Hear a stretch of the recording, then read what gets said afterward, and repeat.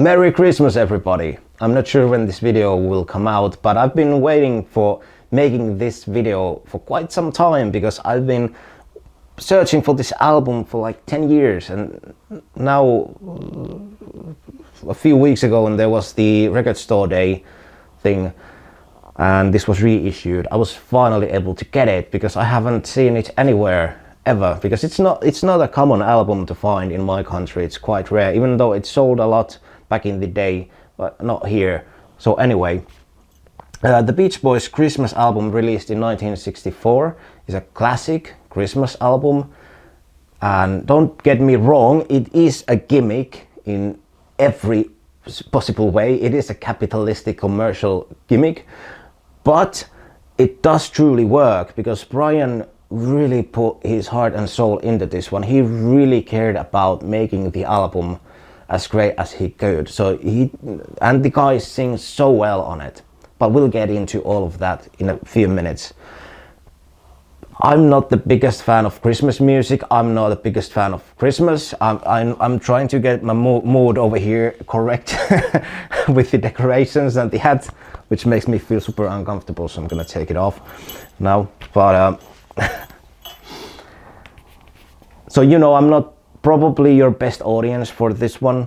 I'm a huge Beach Boys fan, but not a Christmas music fan. But I know my Christmas music, it's impossible to not hear it.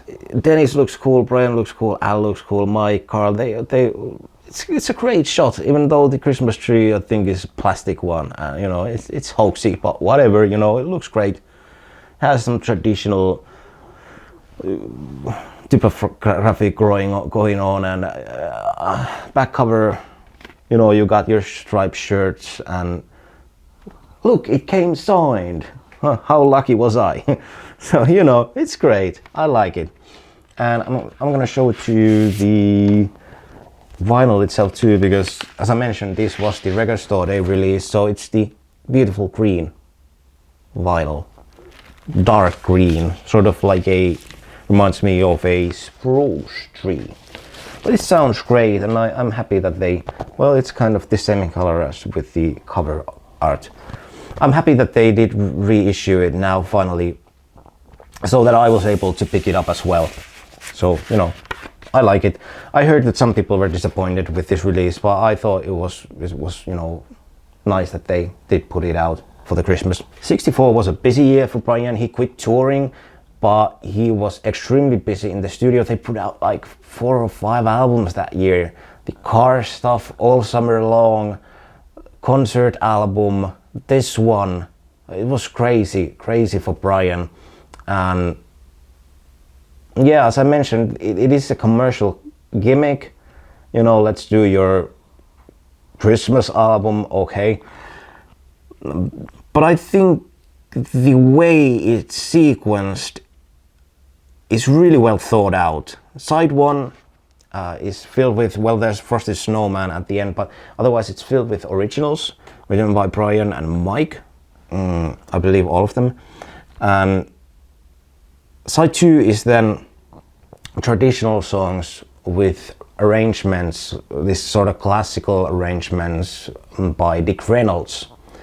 This guy who did arrangements for Freshman, I believe, Sinatra maybe.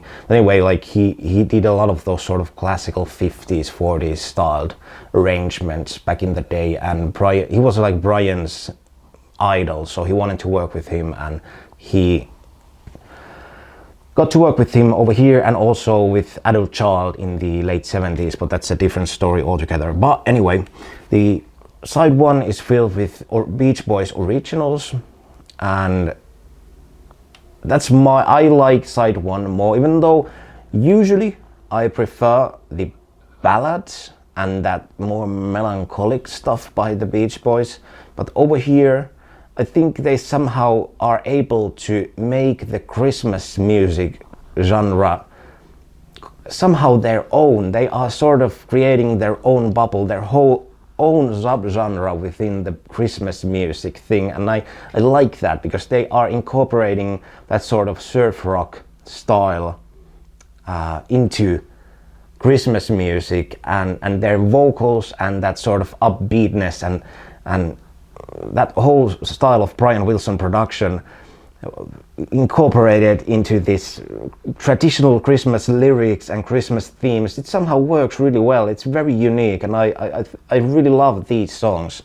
All the originals are amazing over here, and even if you take the lyrics out, they are catchy songs. The melodies are amazing, the performances are amazing, and just top-notch stuff. I really love side A a lot, and the songs are pretty short, just minute to 2 minute tracks, and like I mentioned, very upbeat. So it's sort of precursor for the Beach Boys Today sequencing, with side 1 being the upbeat rocking side and side 2 being then the ballad side with like slower songs and more melancholic type of songs. But anyway, like Little Saint Nick, obviously that's a classic song, probably one of the most well-known songs by the Beach Boys. It's easy to forget that a lot of times, but it's probably one of the most played and recognized songs by them. Even here in Finland, I believe that song is played during Christmas time, during Christmas radios all the time. People who don't know basically any other Beach Boys songs, they know Little Saint Nick. It's crazy because I always forget that. It's actually a pretty freaking well-known song, a loved song. So, you know, and it's a groovy song. Not my favorite on the album, but I really like it. The Man with All the Toys, catchy song, just a minute and a half long, gets to the point, and I love the vocals on it, the harmonies, like with each of these songs. But you know, it's a great song. Santa's Beard is not my favorite on the album, but it's a fun song. And you know, I don't have a lot to say about these because, you know, the titles really say it all. You know, these songs are not that deep.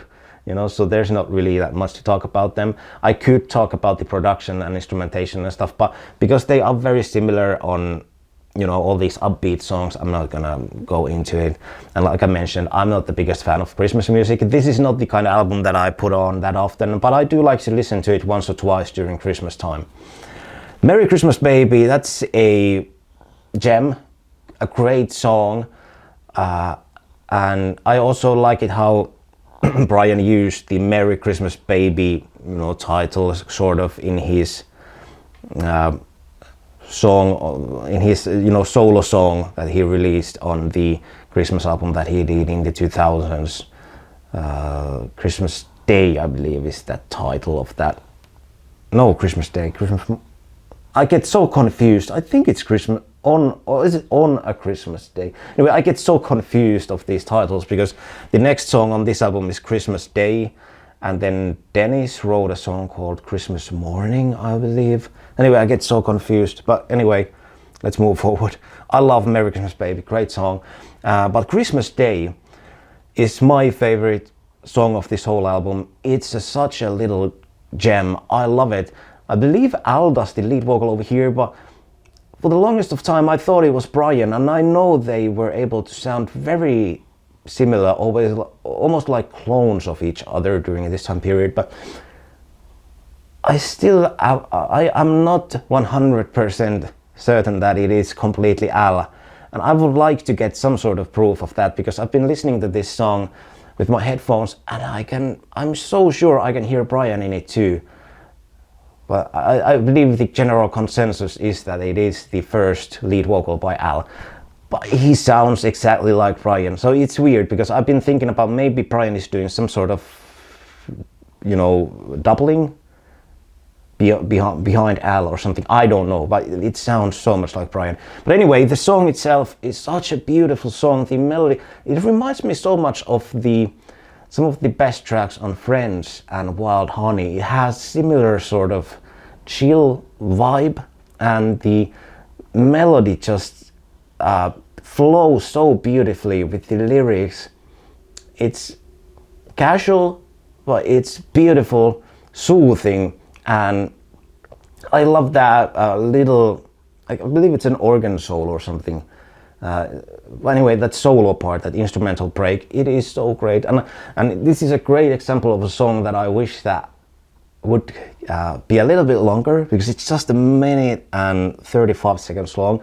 But in the same time, I think if it was longer, it would probably take away of the magic of it, because it is just this little snippet of a song and it is so beautiful. Nobody really knows that song. It's not a Christmas classic or anything, but it should be. It's a great song. Anyway, then the side one ends with Frosty the Snowman. You know, Christmas classic and, you know, great rendition. What else can you say about it? Side 2 is then completely different. As I mentioned, they brought in Dick Reynolds to do the classical arrangements. So there's classical instruments, a lot of strings and stuff. Doesn't sound like your traditional Beach Boys music at all. And I find it very interesting to hear the Beach Boys vocals and, you know, Brian's vocal arrangements juxtaposed, I guess is the word, with these traditional sounding string arrangements, because the way Brian used to arrange and use these classical instruments a bit later than this album, you know, in 65, 66 and, you know, so on, he would do it completely differently.